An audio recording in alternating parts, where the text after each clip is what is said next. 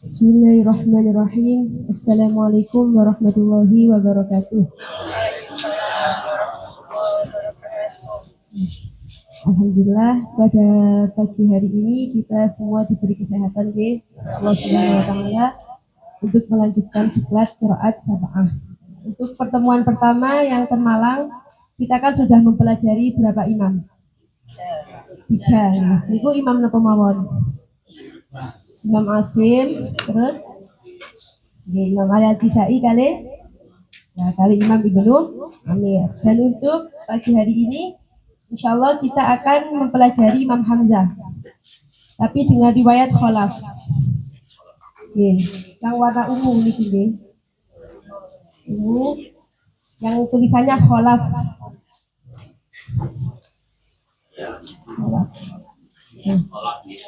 Kholaf.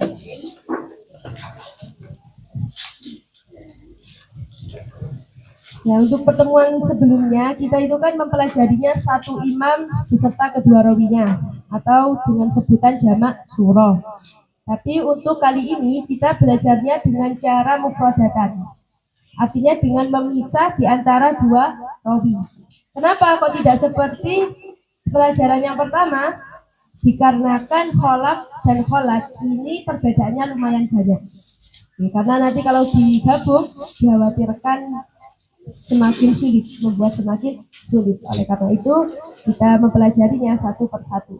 Kholaf dulu, baru nanti insya Allah di jam yang kedua kita akan mempelajari yang kholat.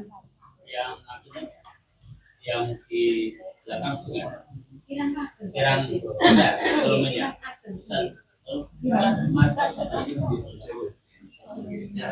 di tambah volumenya saja.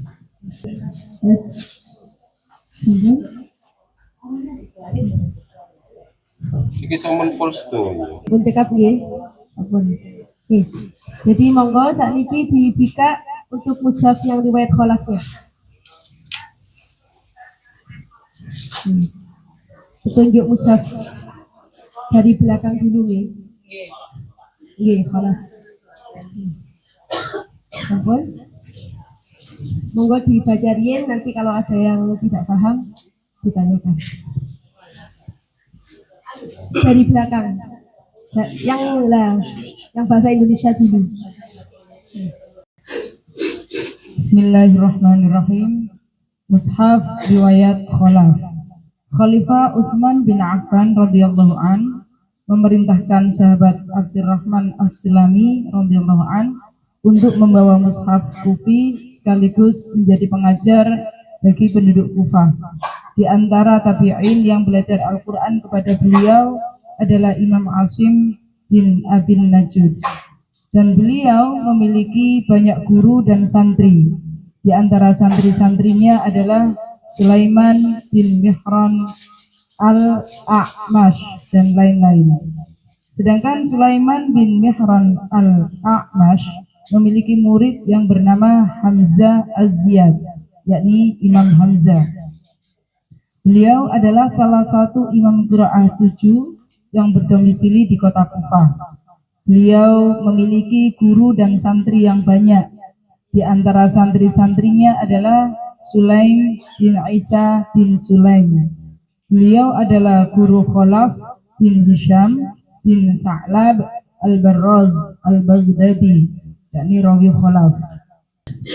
Jadi Imam Hamzah ini domisilinya sama nih, kali Imam Asim dan Imam Al-Kisai, yaitu berasal dari kota Kufah. Nah, cuman Imam Hamzah ini adalah santrinya Imam Asim.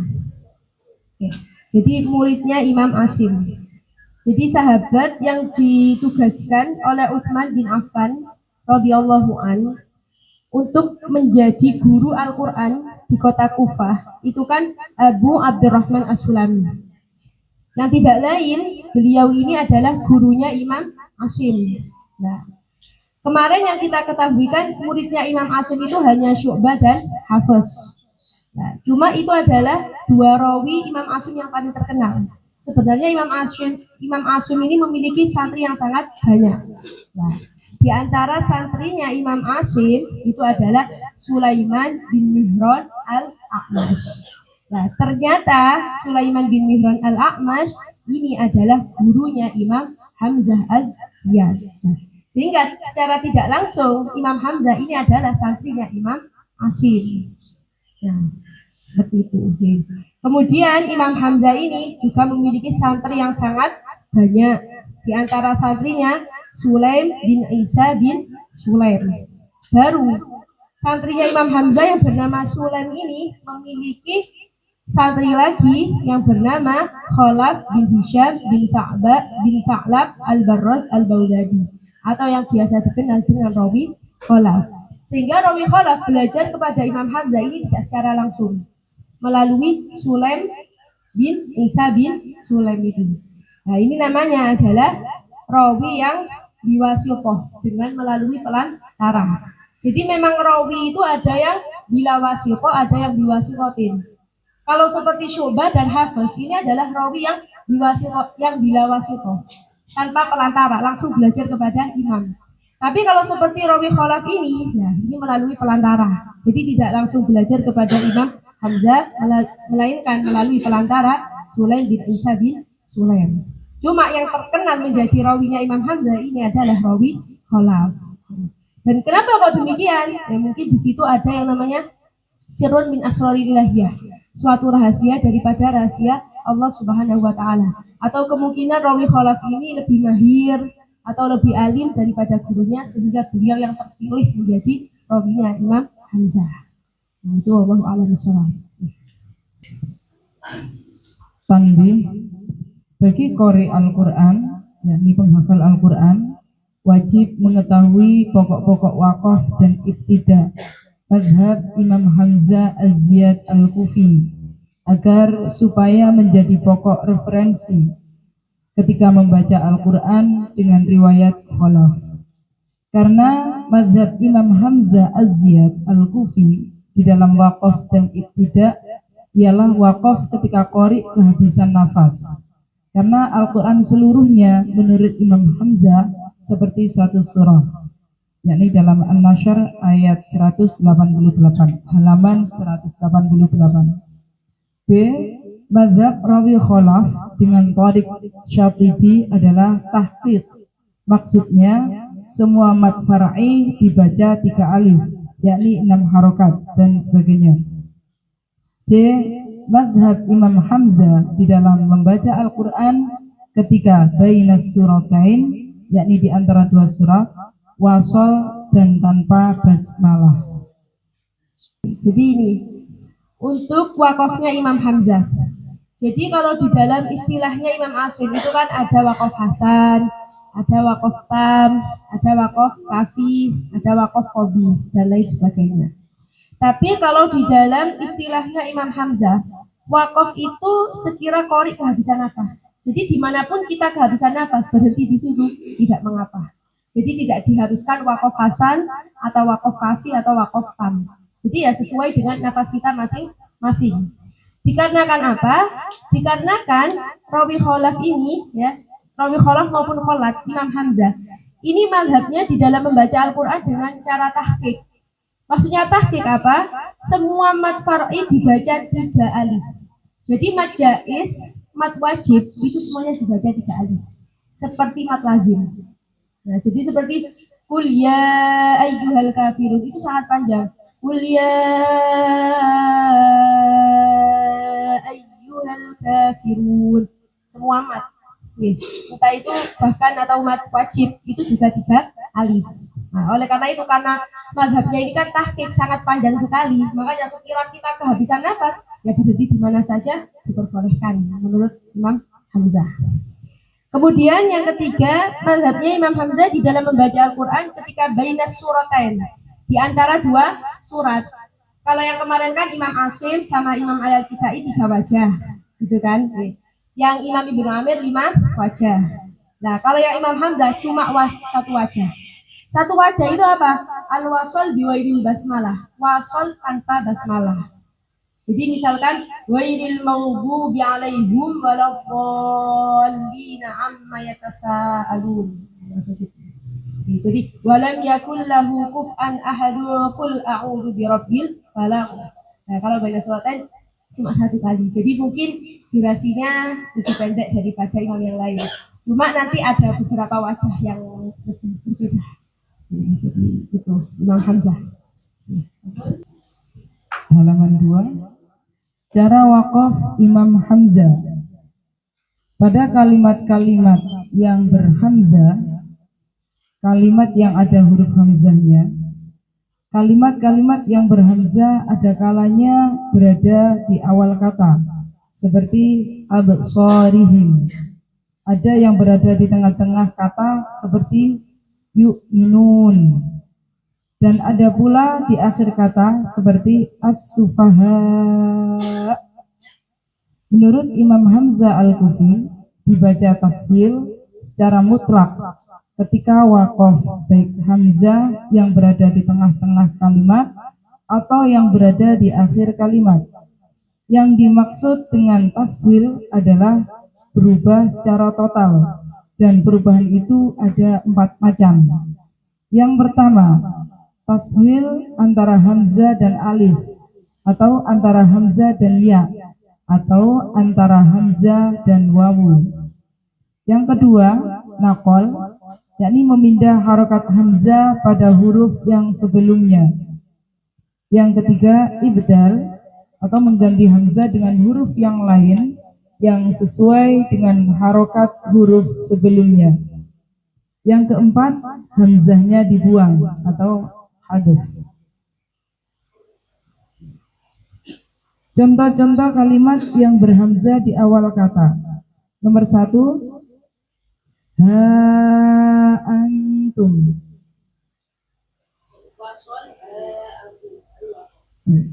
Wasol ha antum. Kemudian ketika diwakafkan ha antum. Mungkin untuk yang ini panjenengan lawan. Jadi untuk keterangan yang hamzah niki nggih, mulai halaman 2 sampai halaman 4. Ini adalah untuk semua kalimat yang berhamzah ketika dibaca waqaf untuk seluruh Al-Qur'an, yakni 30 juz. Jadi menawi kita pelajari semuanya, mungkin dia tadi kesusahan. Jadi nanti kita akan ambil beberapa saja yang ada di juz 30. Jadi sebelum masuk ini, jadi Imam Hamzah, ya. Imam Hamzah ini kalau tulisan Arabnya dengan hak yang tenggorokan bawah, Hamzah. Cuma seakan-akan kan kalau dari bahasa Indonesia seperti huruf Hamzah. Nah, gitu kan ya. Tapi nama ini sangat berkaitan dengan huruf Hamzah. Kenapa? Karena Imam Hamzah begitu ada huruf kok yang berhamzah, di dalam huruf itu ada huruf hamzahnya, itu pasti ada khilaf. Entah dibaca wasol maupun dibaca waqaf, terutama ketika dibaca waqaf sampai melahirkan wajah-wajah 1, 2, 3 hingga seterusnya. Oke. Mungkin nanti kita pelajari ketika kita mempelajari Al-Qur'an 30 juz ini. Tapi untuk juz 30 ini kami memiliki rangkuman tersendiri kesannya untuk memudahkan. Kalau jangan saya buka jadi nulis.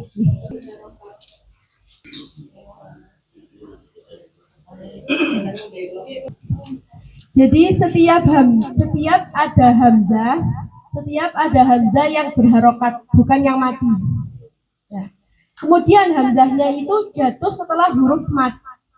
Nah, terutama ini hamzah yang berharokat fathah jatuh setelah huruf mat apabila waqaf. Jadi poinnya terlebih nggih. Apabila waqaf, bukan wasol. Kalau wasol bacanya seperti Imam Asim. Ya, kalau waqaf itu dibaca 2 wajah. Dibaca 2 wajah. Wajah yang pertama apa? Hamzahnya ini tadi yang berharokat itu ditasil beserta dibaca kosor. Yang dimaksud kosor ini adalah 1 alif. Contohnya seperti yatasa alun. Nah.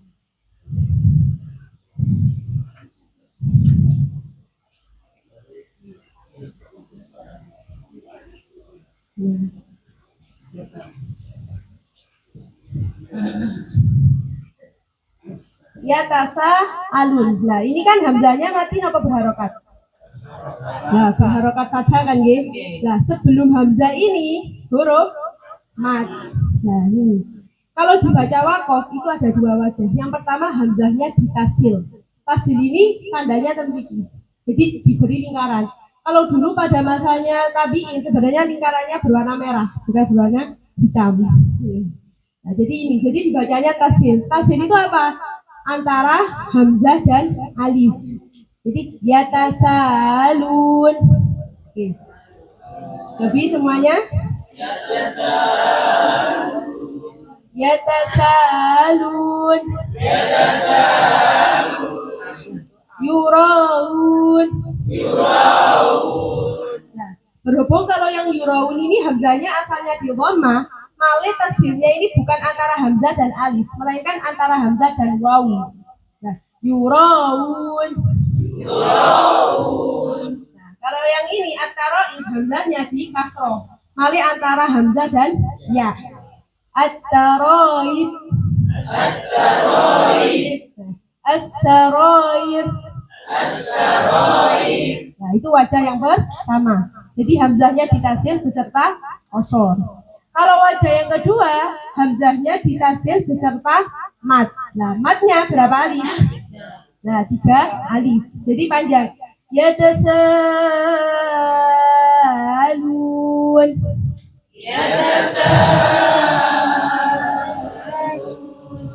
Yuraun.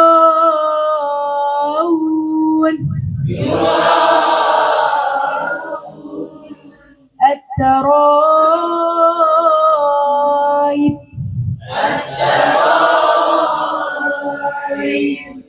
As-sarair.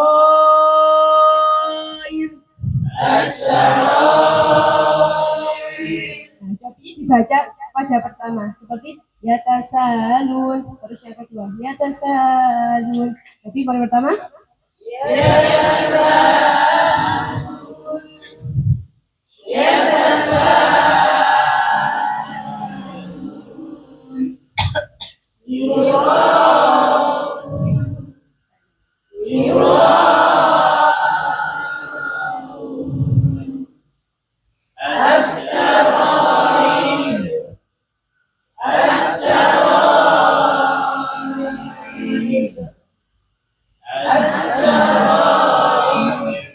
satu lagi. Lagi ya kompak.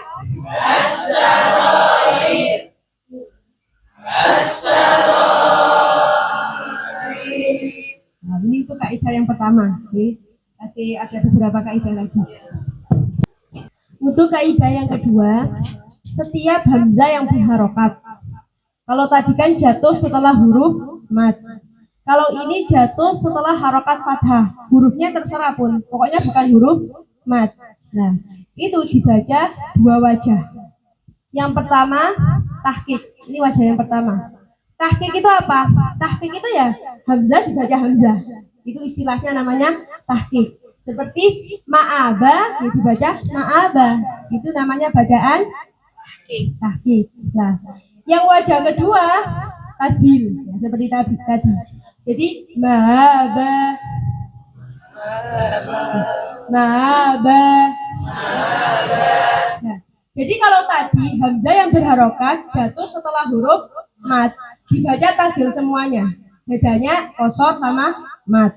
Nah, kalau yang ini hamzah yang berharokat jatuh setelah harokat fathah. Ya dua wajah, tapi wajahnya tahqiq kali tashil. Paham nggih? Jadi dibaca ma'aba, ma'aba. Tashil? Ma'aba.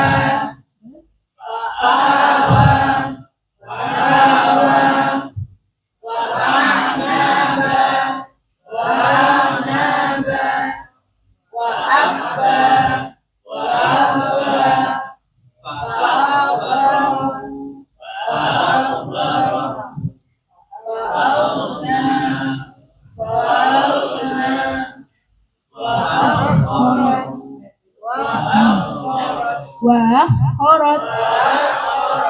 Lagi.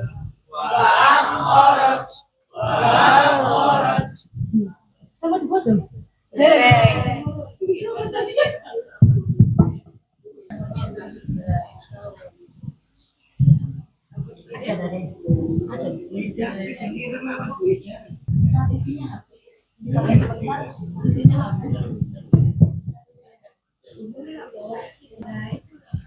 Sampun dibikan nggih. Lebih mulai pertama nggih. Yang tahqiq ma'aba. Yang tasjil ma'aba. Fa'awa.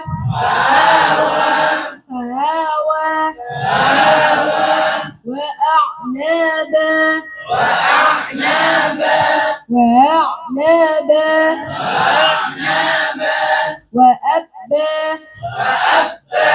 وأبى فأقبره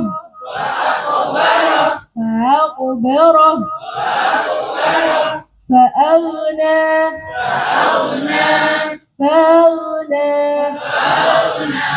وأخرت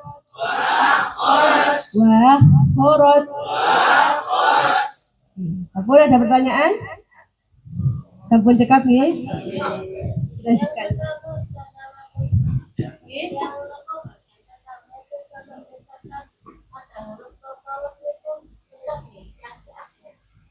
Oh, kalau seperti ataro. Nggih, kita tetap ataro gitu. Nah, nggih, hamzahnya mawon. Jadi fokus ke hamzah. Jadi hamzahnya seolah-olah atau itu seperti ngambang ke Boten antara hamzah kali alif. Hamzah itu kan makhrajnya tenggorokan bawah. Nggih, jadi gitu kan. Kalau alif itu kan jauh, lubang mulut dan lubang tenggorokan. Boten kalau alif kan a. Antara kali a. Jadinya aku. Nah, maba. Jadi enggak bukan ke h, tapi antara nih hamzah kali alif. Maba. Nah, betul. Apun? Yang kaidah ketiga, setiap hamzah yang di fathah. Tasik yang di fathah. Kalau tadi kan yang berharokat. Kalau ini khusus fathah yang hamzah yang di fathah jatuh setelah harokat kasroh. Kalau tadi jatuh setelah harokat fathah. Nah, setiap hamzah yang di fathah jatuh setelah harokat kasroh juga dibaca dua wajah. Cuma wajahnya berbeda. Yang pertama tahqiq. Seperti tadi ya. Li'an amikum. Nah, ini kan hamzahnya diapakan? Di fathah, jatuh setelah harokat kasroh. Nah, ini dibaca tahqiq yang wajah yang pertama. Li'an amikum. Khoti'ah. Nah, wajah yang kedua ibdal ya. Apa ibdal itu? Ibdal itu diganti ya. Jadi hamzahnya yang asalnya a menjadi ya.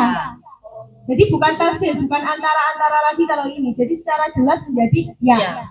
Jadi yang asalnya li'ah menjadi liya. Li'an amikum menjadi liyan amikum. Makanya niki kalau tuliskan ngeten nggih. Karena kalau dari segi rasul usmaninya kan tertulis dengan alif. Nah, makanya kalau untuk ibdal ya-nya pakai ya yang kecil itu loh. Nggih, yang ditarik ke depan. Nggih. Nah, khoti'ah menjadi khotiyah. Betul. Jadi sama-sama mulai pertama ini sama dua wajah, cuma wajahnya berbeda. Betul nggih. Jadi monggo yang tahqiq bi an'amikum. Monggo. Bi an'amikum. Yang ibdal liyan amikum. Khoti'ah.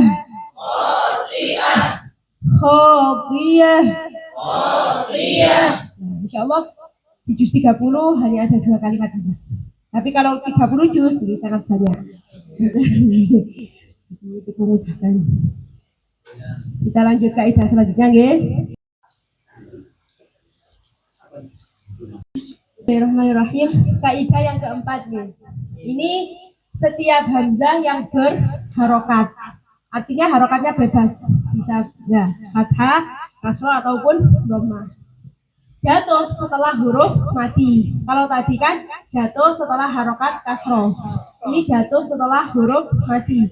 Dibaca dua wajah. Yang pertama tahqiq. Contohnya kalau di juz 30 cuma ada dua. Amah. Nah, ini kan ada hamzahnya nggih. Hamzahnya diapakan? Fathah. Jatuh setelah amah atau al-afidah. Yang dimaksud di sini yang ini. Nah, hamzah yang kedua. Af-nya, bukan al-a. Kalau al-a-nya ini nanti kita bahas yang kaidah lain. Ini af-nya ini. Nah, itu setelah harokat sukun. Nah, maka ini dibaca tahqiq. Wajah yang kedua dibaca naql. Apa naql itu? Naql itu adalah memindah harokat hamzah pada huruf yang sebelum hamzah. Oke, memindah harokat hamzah pada huruf yang sebelum hamzah. Seperti tadi, amah. Hamzahnya diapakan? Fathah. Huruf yang sebelum hamzah diapakan? Nah, sekarang dinaql. Dioper. Artinya huruf yang disukun ini diberi harokat hamzah.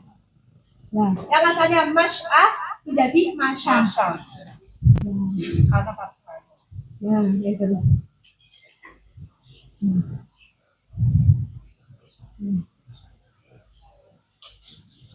Nah, terus hamzahnya diberi harokat apa? Ya diberi harokat huruf yang sebelumnya. Malih hamzahnya disukun. Masya, mah. Nah, kalau yang sudah seperti ini, maka hamzahnya kalau di dalam ilmu qawaidul ilah tidak diperlukan lagi. Kalau nggak diperlukan, diapakan? Ya dibuang. Nah, dibuang sehingga menjadi masyamah. Hum ashabul masyamah. Nah, ini namanya masyamah, ini namanya naql. Nah, begitu pula dengan afidah. Yang asalnya afidah. Nah, harokat hamzahnya dipindah pada fa. Menjadi afidah. Nah, akhirnya hamzahnya nggak diperlukan, dibuang. Nah, menjadilah afidah. Nah, itu namanya bacaan apa? Naql. Jadi naql memindah harokat hamzah pada huruf yang sebelumnya. Kemudian hamzahnya dibuang. Nah, itu namanya naql. Coba wajah yang pertama. Al-mash'amah.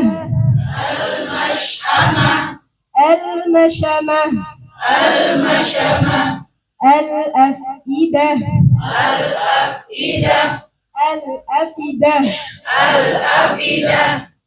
Jadi insya Allah di juz 30 cuma ada dua ini.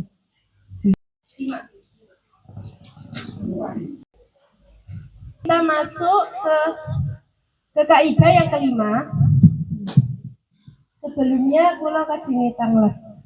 Napa ada yang tahu asal mula harokat? Asal usul harokat? Ya. Ada yang tahu? Nah, jadi sebelum ini nggih. Jadi asal usul harokat terutama fathah, nggih. Kasroh, dhammah. Karena asal usul harokat ini sebelumnya nggak ada di zaman Rasulullah.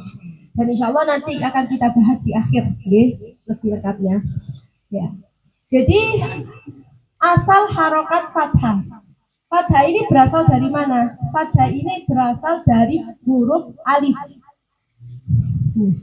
Fathah ini berasal dari huruf alif, kemudian diletakkan di atas huruf dan dimiringkan. Nah, jadi fathah itu asalnya adalah apa? Alif. Okay. Kemudian kalau kasroh ini asalnya adalah ya. Ya itu kan biasanya bentuknya seperti ini ya. Kalau ngarani kados bebek ngoten. Nah, cuma ya ini akhirnya ini kan kepala ya, ini ekornya. Nah, ekornya ini ditarik ke depan. Yang asalnya kan ten belakang ngeten. Ditarik ke depan akhirnya. Ngeten. Nah, setelah seperti ini kepalanya ini dibuang. Hanya ekornya saja.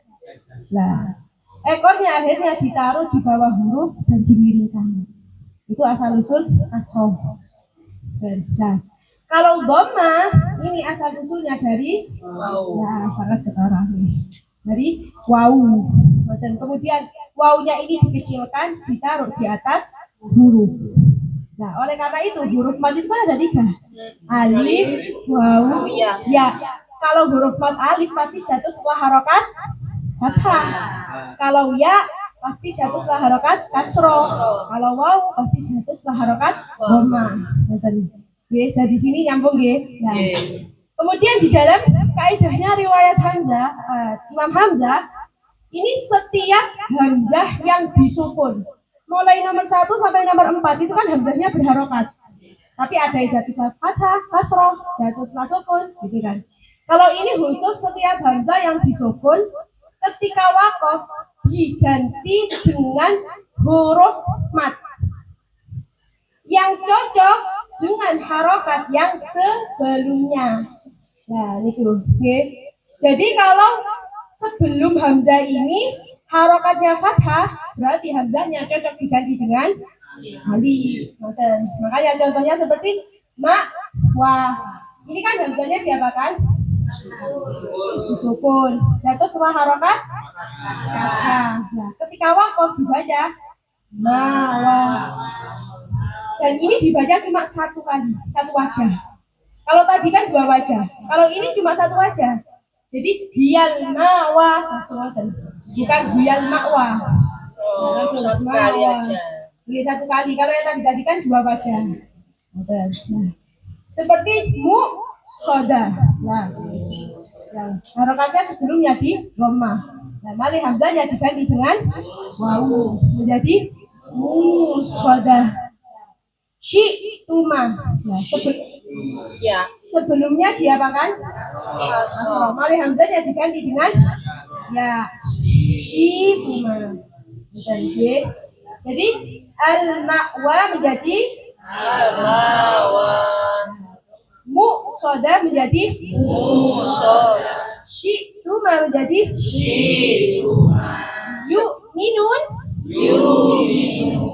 Nah, seperti itu.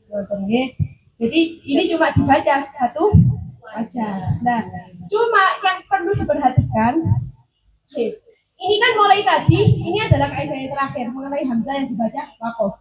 Mulai kaidah yang pertama sampai kaidah yang kelima, ini kan hanya membicarakan kalimat-kalimat yang berhamzah dan ketika dibaca waqaf, bukan ketika dibaca wasol. Nah, maka di dalam mushaf ini itu semuanya hamzahnya entah di tengah ayat maupun di akhir ayat. Otomatis kalau di akhir ayat kan dibaca waqaf. Itu semua tertulisnya seperti Imam Asim. Nah, jadi mau nggak mau kita harus menghafal. Loh, kenapa kok nggak dibaca sesuai wajahnya? Nah, ini karena ada hukum yang lain lagi.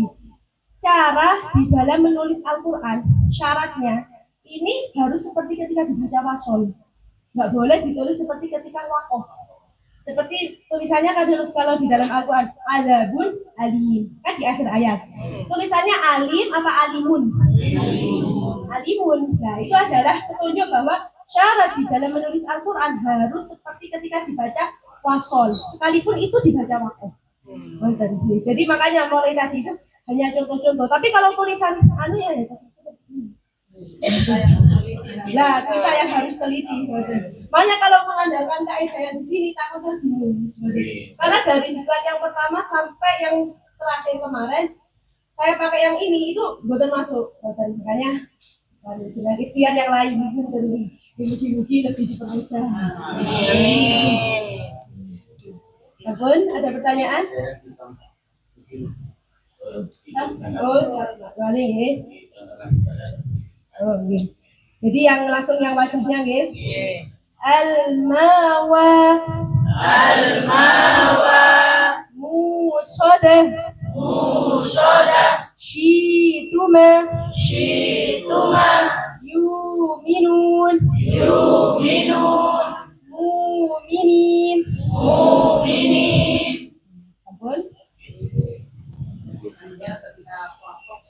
Ya, ketika waqaf ya tetap biasa. Tapi tulisannya semuanya seperti wasol. Mungkin kalau yang ada dalam kitab, mungkin kalau panjenengan ingin memperdalam, monggo disinawi malih.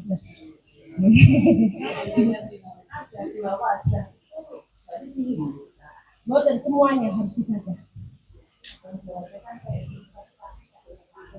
Nah, okay, semuanya harus dibaca.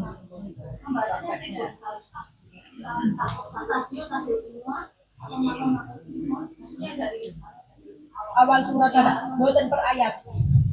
Per ayat. Jadi ketika di akhir ya sudah langsung baca, nggak harus. Mulai misalkan di amayat tasa'alun ya ada ayat tasa'alun, ada ma'aba wa abba. Tahqiq semuanya enggak. Jadi per ayat. Jadi amayat tasa'alun langsung mas amayat tasa'alun terus nah, enggak harus kembali malih. Jadi itu aturannya per ayat. Nah, oh kalau buat terus murajaah. Oh kalau murajaah diperbolehkan memilih satu. Tapi kalau pertama udhom syabah seperti ini harus dibaca semuanya.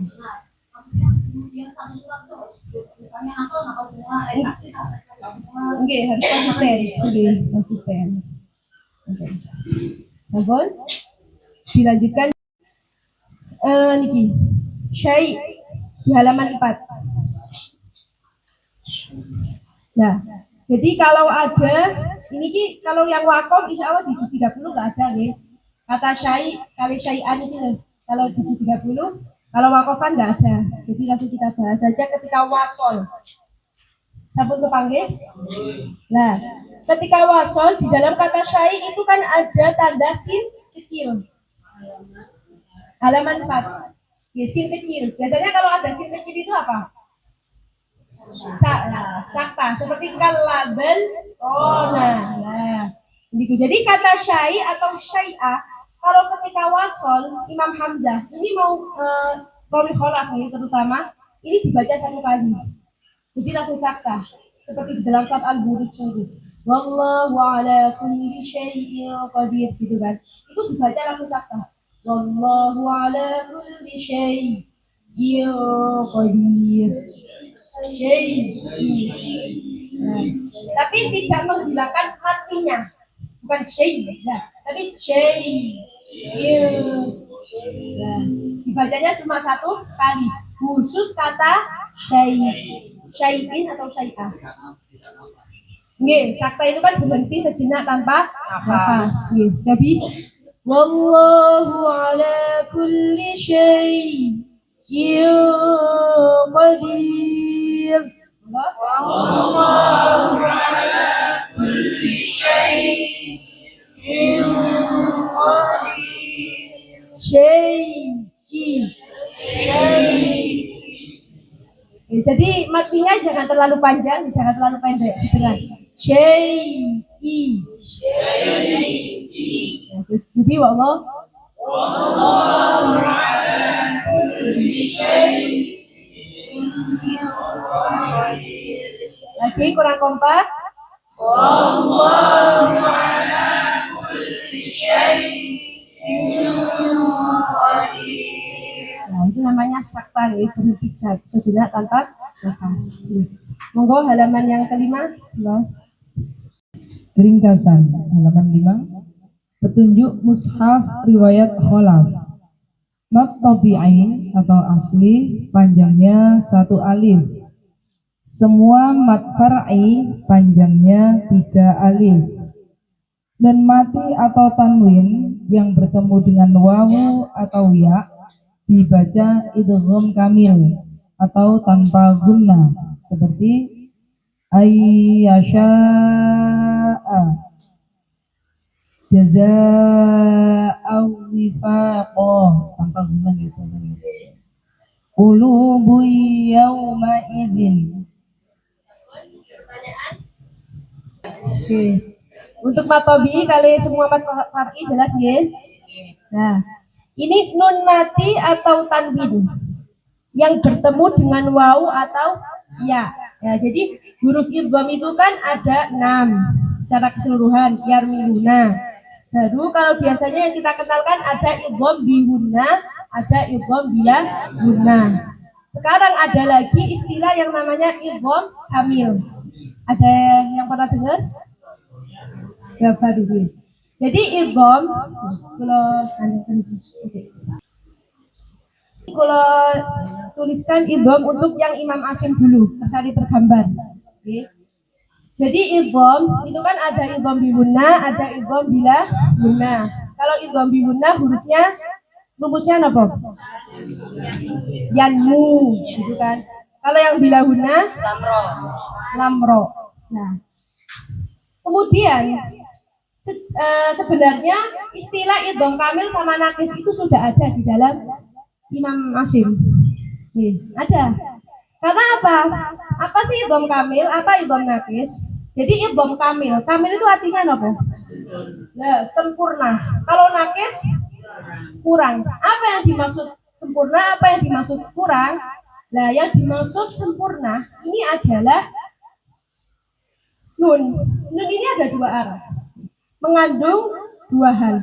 Yang pertama makhraj. Yang kedua sifat. Nah, kalau itu idgham kamil, makhraj dan sifatnya nun itu kan masuk secara keseluruhan kepada huruf yang kedua. Makhrajnya nun itu kan di ujung lidah. Kalau sifatnya nun itu apa? Gunnah.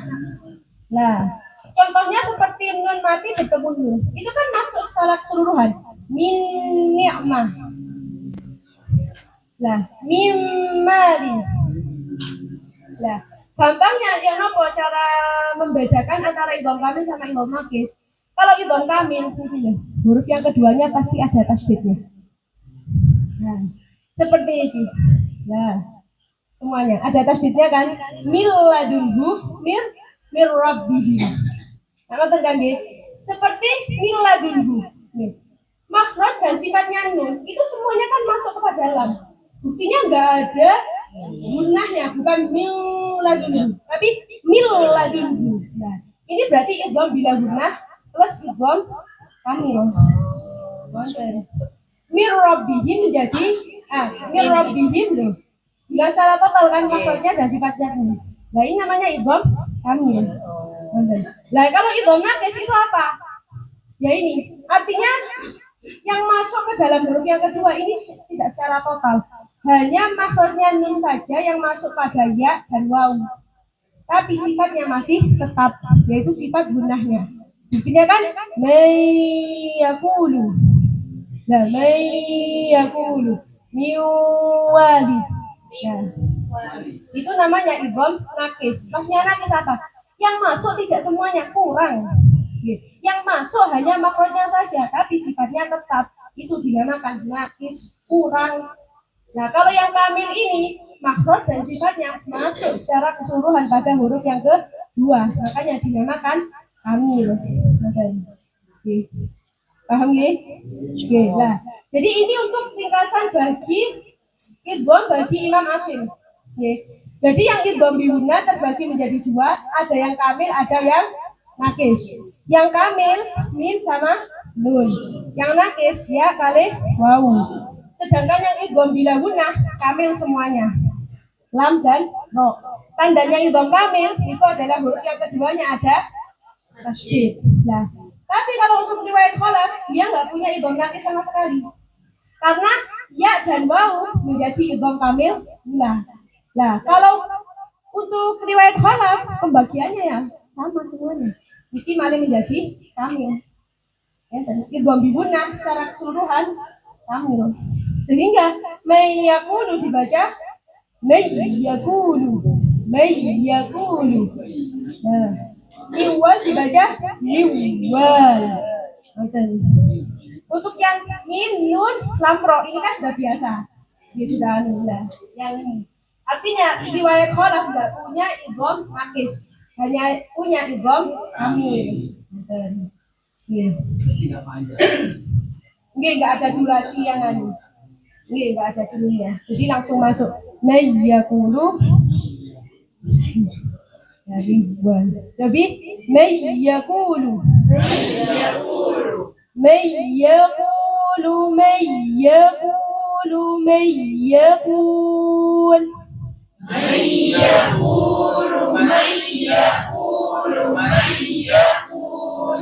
miwanin miwanin miwal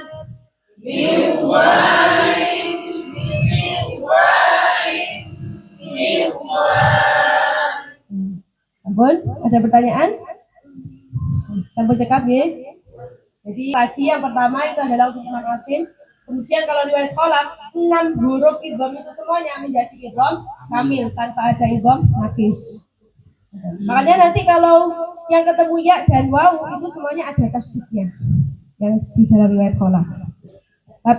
Tapi yang riwayat kholaf tidak. Ini hanya khusus kholaf.